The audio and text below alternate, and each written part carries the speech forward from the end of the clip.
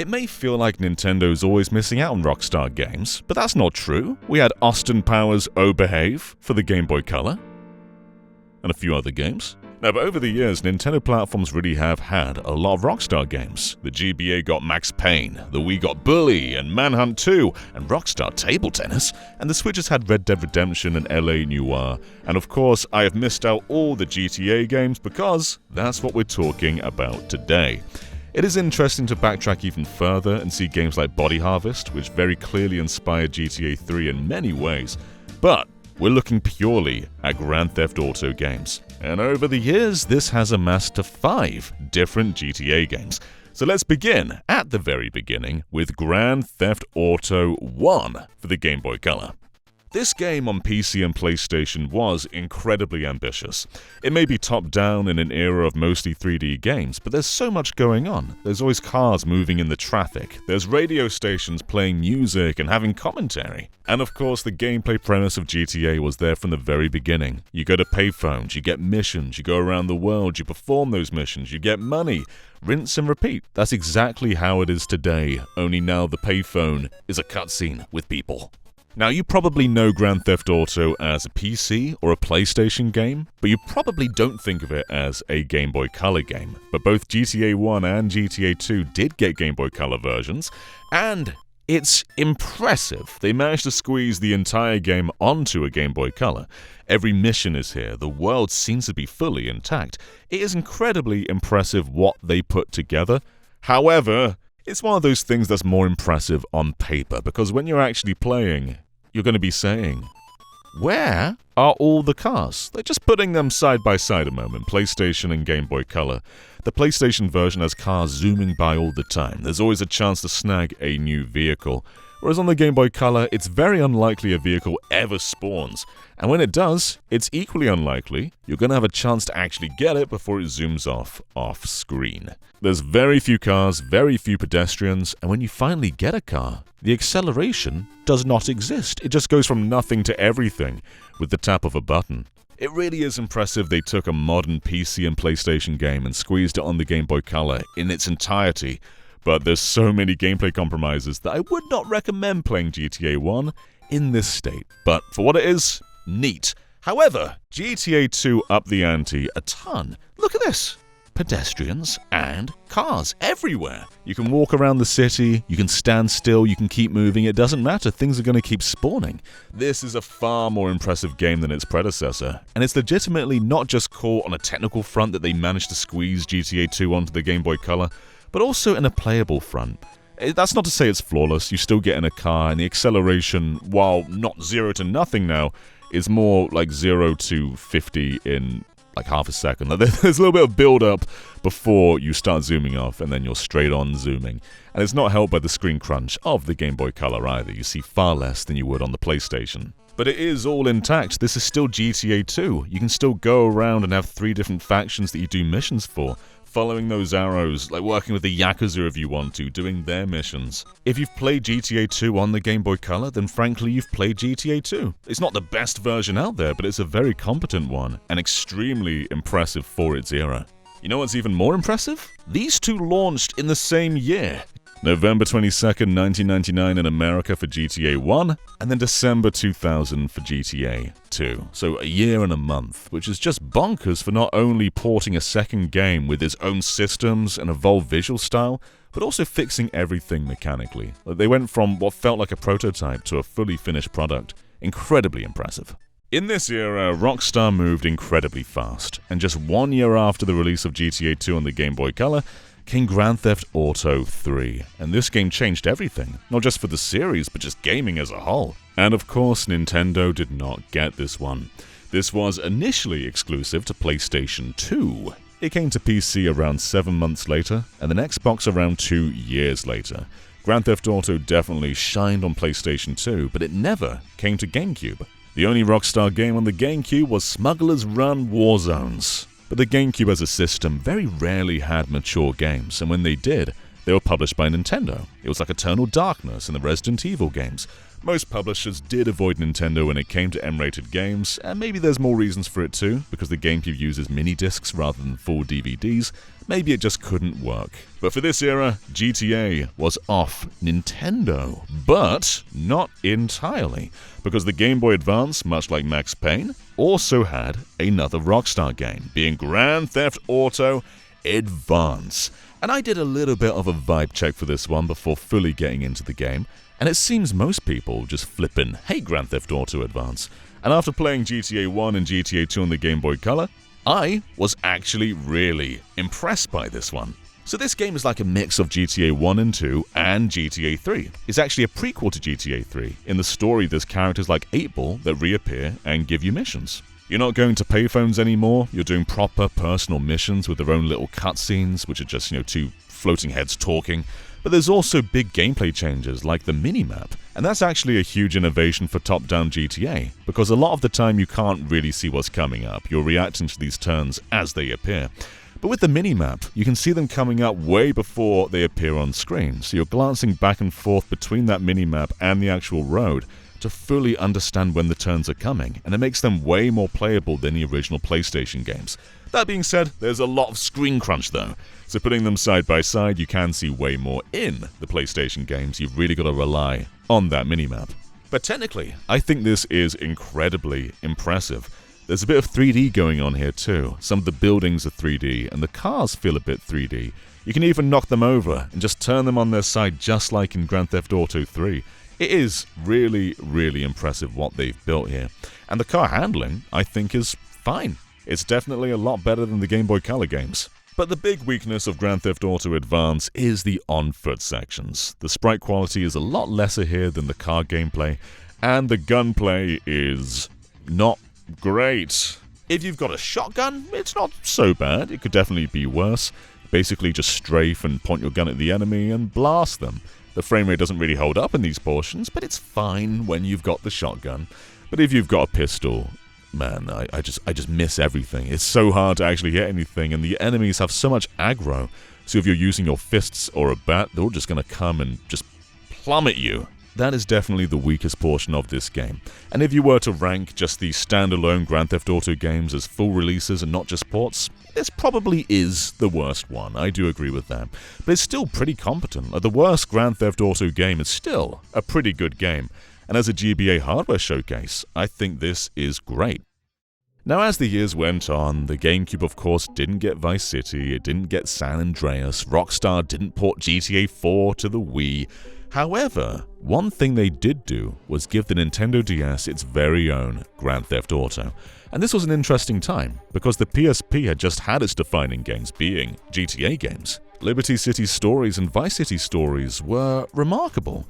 They ported the maps from GTA 3 and Vice City onto a handheld and then gave it its own story and structure, so it felt like a standalone GTA game, but giving you that wow factor of, like, this city used to be on a console and now it's in the palm of my hands, and we're talking 3 or 4 years apart from their original releases. It was crazy for the time, and it's still crazy now. But they were very much PlayStation 2 era Grand Theft Autos, whereas Chinatown Wars released after GTA 4, and as I've discovered from replaying the game, the map is GTA 4, almost one-to-one. When playing, I of course remembered the landmarks, I remembered the parks, I remembered that roundabout, I remember Happiness Island. But Chinatown Wars is a flat game. There's no hills in this, the only thing giving you a sense of verticality are the bridges, the railways, and the water. But because they're so similar, I decided to put the two side by side and just read out directions to navigate one-to-one in the same space. And when doing that, I was finding myself in the exact same location almost every single time. I just think that is rad as flippin' flip.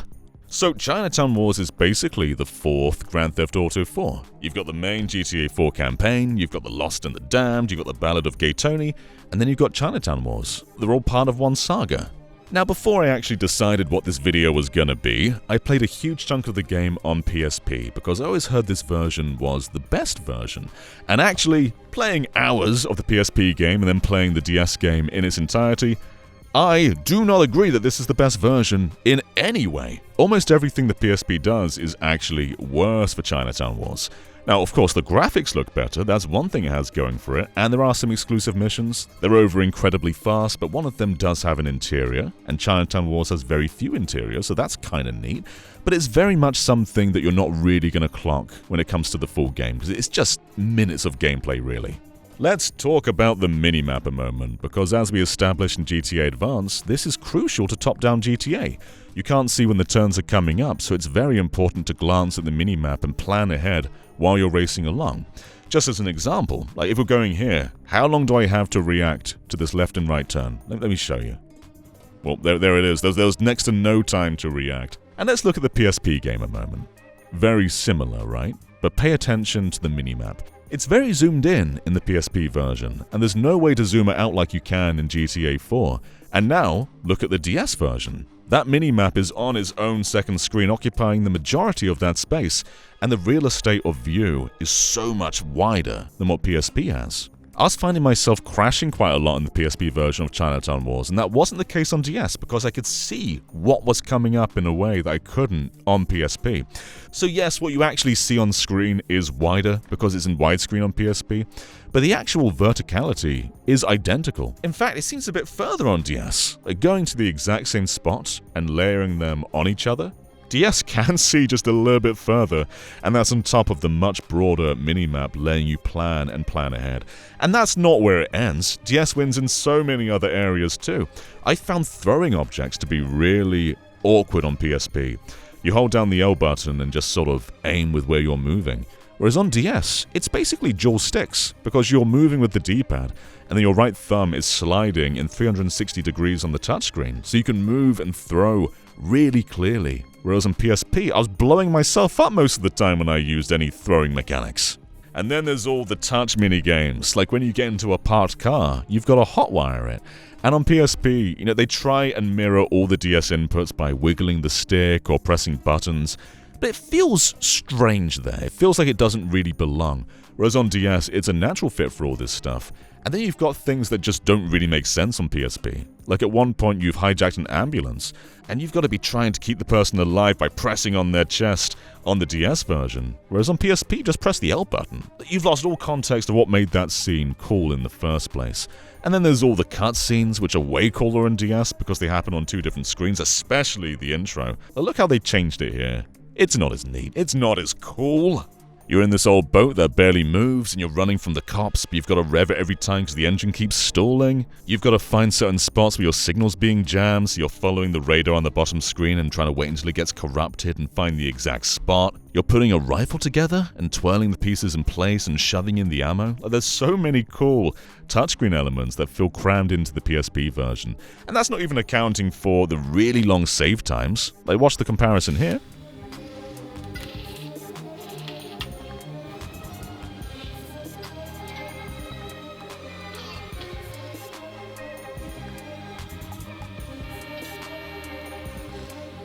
And the really long loading times from just opening up the menu. On DS, there's shortcuts to get to the minimap, there's shortcuts to get to your inbox, whereas on PSP you have to go through the submenu every time, and then there's loading screens between those different submenus.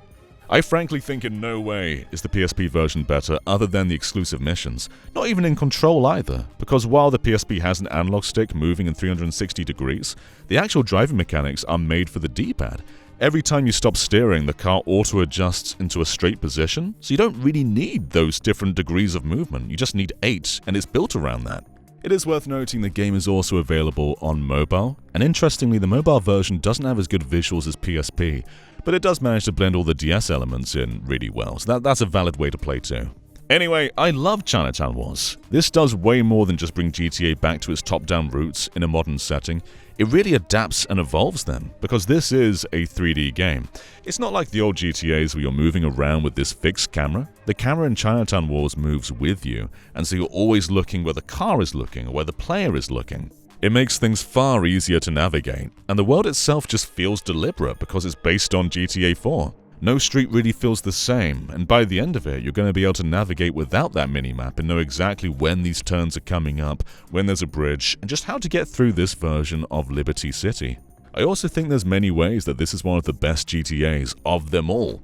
Because it's a portable game, the pace is very snappy, most missions finish quite quickly, and they're incredibly action-packed. They cram so much into a small mission, whereas something like GTA 4 is quite a slow burn. That game takes a while to even give you a gun, it's quite narrative-focused. Chinatown Wars, that's definitely not the case. You get your weapons really fast, and while there's story, it doesn't really matter that much. It's not a bad story, but it's not the focus of the game. It's really about how quickly can we have you doing some crazy stuff. I also really like how weapons are very easy to switch between. In GTA 4, you were just sort of going back and forth with the D-pad, whereas here, you just tap the touchscreen, and very quickly, you have all these weapons at your disposal.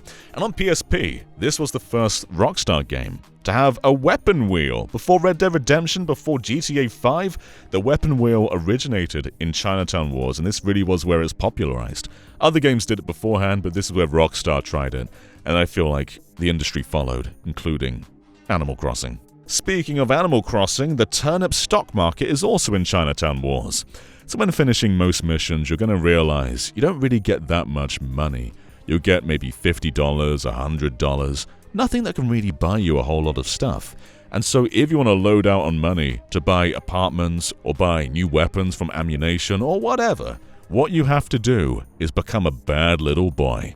Around the city are a bunch of different dealers, and you've got to talk to them when the police are not around, otherwise you'll spook them, and they've got a lot of stock on their person. And the whole gist of this mini-game is to go around and buy things as cheap as you can, and then sell them as much as you can. And so you've got to go around the city and know exactly what things are worth, and if you play your cards right, you're going to be loaded by the end of it. It is really funny that this is the first Grand Theft Auto to have drugs as like a gameplay mechanic. This little DS game, it's a core feature. I think that's just really funny. I also love the wanted system in this game. Back in GTA 4, you just had to escape their radius and wait and make sure they don't spot you again, and that was pretty fun. But in Chinatown Wars, you've got to be aggressive. You've got to ram these guys off the road and try and make sure that they're not following you by force. It's just a really snappy and fun way to escape the police. However, the AI is not the smartest, and much of the time, they'll just ram themselves into a wall or something, so that works too. And speaking of AI, I had this one moment where you're meant to chase down this pretty core character. It's quite a key moment in the game. It was meant to be a big chase. They ran out of their apartment and then into the parked car that I had, and they couldn't get into their car, and so I just shot them. So I think that mission was meant to be cooler than it was. But they're dead now. Chinatown Wars is an absolutely packed game. You've got this amazing version of Liberty City, one of the best in the entire franchise because it belongs to 4. You've got great mechanics when it comes to steering. The shooting's pretty good. It's mostly just locking on. It's as good as GTA 4 was. And then you've got fantastic story missions on top of that, some of the coolest in the series and some of the snappiest in the series. The only real shortcoming of Chinatown Wars is part of the map didn't make it. One of the islands was just eradicated from existence, but it still feels pretty big for a DS game. And on top of all of that, there's also races you can do, there's a multiplayer mode as well, so you can play with other players, there were missions you can download. They really put their soul into this game. And so while games like Liberty City Stories and Vice City Stories are technically, more impressive games, the quality difference, I don't believe, is comparable. Chinatown Wars is so much more fun and original, and it really took the series in an interesting direction in a time where it basically perfected itself. Instead of trying to cram traditional 3D GTA onto the DS, they took the very smart approach of making a timeless game. This, I think, is what GTA Advance was trying to be. I mean, they're very similar games. They're both top-down adaptations of the core console game, with GTA Advance being a prequel to 3, and Chinatown Wars being set in the world of GTA 4. But everything's more successful in Chinatown Wars, and this is my favorite top-down GTA, and one of my favorite GTAs in general, by far. It is also good on PSP, that's a fine way to play, but DS is better in almost every regard. And lastly, we have a game that made up for its time in the GameCube era with Grand Theft Auto The Trilogy The Definitive Edition, bringing GTA 3, Vice City, and San Andreas to Nintendo for the very first time. And when this released, it was pretty abysmal. They ran worse than they did on PlayStation 2, and their resolution was pretty similar as well. Plus, there's a bunch of bugs, things just didn't look right. These weren't great ways to play the game. But eventually, they did give a big patch to the trilogy, and a huge part of this was the classic lighting, which is now on by default, and this makes these games look far closer to their PS2 counterparts. And honestly, with the Switch version cutting features back, they look really similar to PS2. Still not quite as nice visually, but it's not actually that far off. And when playing on Switch 2, all those performance issues are alleviated. You've got a really smooth 30 FPS, of course it could be better than that, but it's locked at 30 in this version. A really smooth 30 FPS, pretty nice looking version of these 3 GTA games. And then there's also modern enhancements as well. So GTA 3 never had camera controls, and now that right stick can move the camera anywhere. You also get the weapon wheel from PSP version of Chinatown Wars, or I guess GTA 5 is probably where you know it from. The Switch version's got gyro controls as well, so you can ignore the lock-on and just aim as if it were like a mouse, and I think that's absolutely rad as well. These are now good ways to play those original 3 GTA games, and so if you're just a Nintendo guy who's missed out on the defining era of Grand Theft Auto, there's no excuse. I think you should be playing this, at least give them a go. I played through the entire trilogy when the Switch 2 came out, and I'm really glad I did. You know, there are a few things missing if you grew up with the original PS2 versions, like not all the radio stations and their music are in this one, and that does suck. And there was also a co-op mode in San Andreas on PS2, and that's just not here in the trilogy. But the core games are good. If you like GTA 3, like Vice City, like San Andreas, or you've just been curious, I can recommend the trilogy when playing on Switch 2. And that, my friends, are all the Grand Theft Auto games that have found their way to Nintendo over the years. There have been 5 of them: GTA 1, GTA 2, GTA Advance, Chinatown Wars, and the trilogy. Technically, the trilogy counts as 3, so maybe there's 7 in total. I don't know. Obviously, they are not all equal. GTA 1 on the Game Boy Color was very much a prototype game, and GTA 2, while still being cool, was compromised in many ways. And then GTA Advance, it's original, it's still fun in many ways, but it's not high-tier GTA. But Chinatown Wars is unmissable. If you've got a DS lying around, or a phone I suppose, or any way you want to play this game, you really should give it a go and do not sleep on it. It is one of the best games in the entirety of the DS's library, and that's high praise because the DS library is incredible. And who knows, maybe the future of Rockstar on Nintendo will look just as bright. Whenever they can, these guys do seem to want to put their games on Nintendo, and we saw that a lot with the Switch 1. Every game they released, other than GTA 5 in that era, came to Switch. So if they can do Red Dead 2, or even GTA 6, which is coming to Series S, so the chances aren't impossible, Switch 2 could have a very fruitful Rockstar collab.